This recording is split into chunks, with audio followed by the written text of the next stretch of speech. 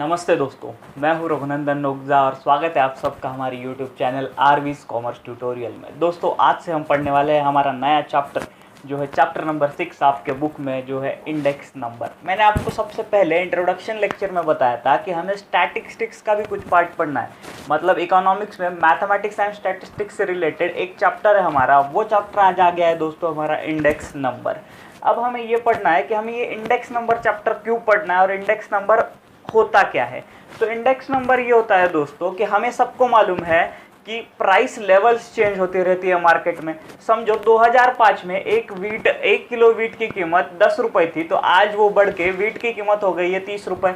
ऐसे ही सभी प्रोडक्ट्स के क्या होते रहते हैं, मार्केट में दाम चेंज होते रहते हैं। अगर ये मार्केट में दाम चेंज हो रहे हैं, अगर हमें ये समझना है कि आज की प्राइस और 2005 की प्राइस, इन दोनों को कंपेयर करने के लिए हमें कुछ तो डिवाइस चाहिए, कुछ तो टूल चाहिए। उस टूल का नाम है दोस्तों इंडेक्स नंबर। इसलिए इंडेक्स नंबर एक ऐसा टूल है जो एक, दो या दो से भी ज़्यादा हो सकते हैं इकोनॉमिक वेरिएबल्स में जो रिलेटिव चेंजेस हुए, मतलब changes over the period of time जो चेंजेस हुए हैं उनको वो मेजर करता है।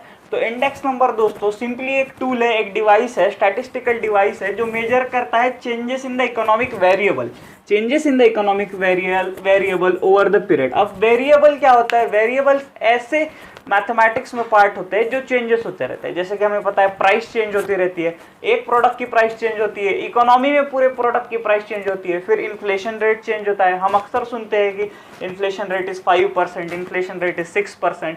ये किससे निकाला जाता है दोस्तों? ये सब टूल्स जो निकाले जाते हैं वो निकाला जाता है इंडेक्स नंबर से। तो इंडेक्स नंबर की स्टडी अगर इकोनॉमी में हमें रिलेटिव स्टडी करनी है, मतलब पास्ट में क्या था या तो फिर एक एरिया में क्या था, दूसरे एरिया में क्या था, इसकी अगर हमें रिलेटिव स्टडी करनी है तो इंडेक्स नंबर मोस्ट इंपॉर्टेंट है। अब एक बहुत ही अच्छा एग्जांपल है इंडेक्स नंबर का दोस्तों, स्टॉक एक्सचेंजेस का इंडेक्स नंबर। हमारे इंडिया में आप सभी को मालूम होगा दो रिकग्नाइज्ड स्टॉक एक्सचेंज है, एक बॉम्बे स्टॉक एक्सचेंज, दूसरा है नेशनल स्टॉक एक्सचेंज जो रिस्पेक्टिवली बॉम्बे और दिल्ली को है। अब क्या होता है दोस्तों, हम अक्सर सुनते हैं कि आज इंडेक्स 300 पॉइंट से उछला, मतलब 300 पॉइंट से राइज हुआ इंडेक्स में, या तो फिर हम लोग सुनते हैं कि इंडेक्स आज बहुत गिरा, 1000 पॉइंट से इंडेक्स गिरा। अब ये 1000 पॉइंट से इंडेक्स गिरना, 250 पॉइंट से इंडेक्स उठना, ये क्या होता है दोस्तों? तो हर एक, अभी हम लोग एग्जांपल के लेते हैं बीएससी मतलब बॉम्बे स्टॉक एक्सचेंज। अभी बॉम्बे स्टॉक एक्सचेंज में 500 से 1000 स्टॉक ट्रेड होते हैं रोज। ये स्टॉक की ट्रेडिंग होती है, रोज इनकी डिमांड होती है, सप्लाई होती है, स्टॉक आता है, स्टॉक बेचते हैं, खरीदने वाले भी बहुत सारे हैं। अब ये इंडेक्स क्या होता है, मतलब बॉम्बे स्टॉक एक्सचेंज का इंडेक्स क्या होता है? आज जिस डेट पे मैं खड़ा हूँ बॉम्बे स्टॉक एक्सचेंज का इंडेक्स है अप्रॉक्सीमेटली 38,000। तो इंडेक्स क्या होता है दोस्तों? कभी ना कभी क्या हुआ होगा, बॉम्बे स्टॉक एक्सचेंज एस्टैब्लिश हुआ होगा, उस एस्टैब्लिशमेंट से उसने बिजनेस किया है आज तक।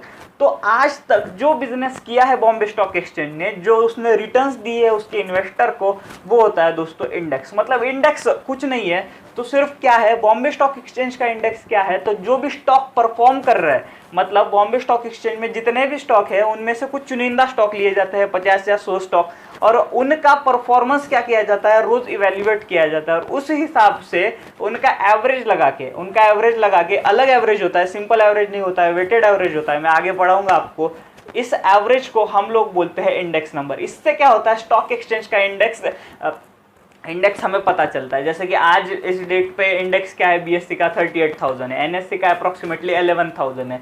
कुछ दिन पहले मतलब मार्च वगैरह में क्या होता था, इंडेक्स 7,000 तक चला गया था एनएससी का इंडेक्स। तो ये कैसे मेजर होता है दोस्तों? ये सब मेजर होता है इंडेक्स नंबर के कमाल से। तो इंडेक्स नंबर इतना इंपॉर्टेंट है हमारे लिए स्टडी करना, अगर हमें इकोनॉमिक वेरिएबल्स में क्या क्या चेंजेस हो रहे हैं वो देखना है, तो इसके लिए इंडेक्स नंबर हमारे इकोनॉमिक्स में बहुत इंपॉर्टेंट है। अब सबसे पहले इंडेक्स नंबर जो ओरिजिनेट हुआ था वो मेजर करने के लिए हुआ था changes in the price level. मतलब एक कोई कमोडिटी थी, उसकी प्राइस में कितना चेंज हुआ, मतलब पहले कितना प्राइस था और आज कितना प्राइस है, वो चेक करने के लिए क्या हुआ था, इंडेक्स नंबर का ओरिजिनेशन हुआ था। अब फेमस इंडेक्स नंबर किधर किधर यूज होते हैं, तो स्टॉक मार्केट प्राइसेस में, मतलब स्टॉक मार्केट इंडेक्स, जैसे मैंने आपको बोला बीएससी इंडेक्स हो गया, एनएससी इंडेक्स हो गया, etcetera etcetera. Cost of living index बहुत ही इंटरेस्टिंग सा इंडेक्स है दोस्तों ये, कॉस्ट ऑफ लिविंग इंडेक्स। अब ये क्या होता है, कॉस्ट ऑफ लिविंग मतलब क्या होता है कि एक सिटी में एवरेज रहने के लिए कितना कॉस्ट लगता है, इसको बोलते हैं कॉस्ट ऑफ लिविंग इंडेक्स। इसके लिए क्या किया जाता है, इंडिया में दिल्ली को बेस बनाया जाता है, मतलब दिल्ली को हम लोग बेस सिटी लेते हैं कि दिल्ली में रहना है तो इतना लगेगा, दिल्ली के मुकाबले अगर समझो मुझे पुणे में रहना है तो पुणे में कितना कॉस्ट ऑफ लिविंग लगेगा, उससे बोलते हैं कॉस्ट ऑफ लिविंग इंडेक्स। आगे जब हम फीचर पढ़ेंगे तब और डिटेल में पढ़ेंगे कि कॉस्ट ऑफ लिविंग इंडेक्स हम लोग कैसे कैलकुलेट करते हैं, ये किस बेसिस पे होता है, कम कॉस्ट ऑफ इंडेक्स क्या होता है, ज़्यादा कॉस्ट ऑफ लिविंग इंडेक्स होता है, etcetera etcetera. These measure the relative changes. Index number क्या करता है, रिलेटिव चेंजेस मेजर करता है, टाइम टू टाइम और प्लेस टू प्लेस जो भी चेंजेस होते हैं वो इंडेक्स नंबर रिकॉग्नाइज करता है। जैसे कि स्टॉक मार्केट में मैंने आपको बोला कि 2005 में क्या प्राइस थी, आज क्या प्राइस है, मतलब टाइम टू टाइम ये क्या कर रहा है, मेजर कर रहा है। कॉस्ट ऑफ लिविंग इंडेक्स में क्या होता है कि दिल्ली में रहने की कॉस्ट क्या है, कंपैरेटिवली पुणे में रहने की कॉस्ट क्या है, कंपैरेटिवली मुंबई में रहने की कॉस्ट क्या है, ये सब कौन सा इंडेक्स मेजर करता है, तो ये मेजर करता है कॉस्ट ऑफ लिविंग इंडेक्स। तो इसके लिए ये प्लेस टू प्लेस भी चेंज होता है, तो इसके लिए इंडेक्स नंबर क्या है दोस्तों, रिलेटिव कंसेप्ट है जो टाइम टू टाइम और प्लेस टू प्लेस चेंज होती है। अब हम क्या करेंगे, इसका डेफिनेशन देख लेंगे।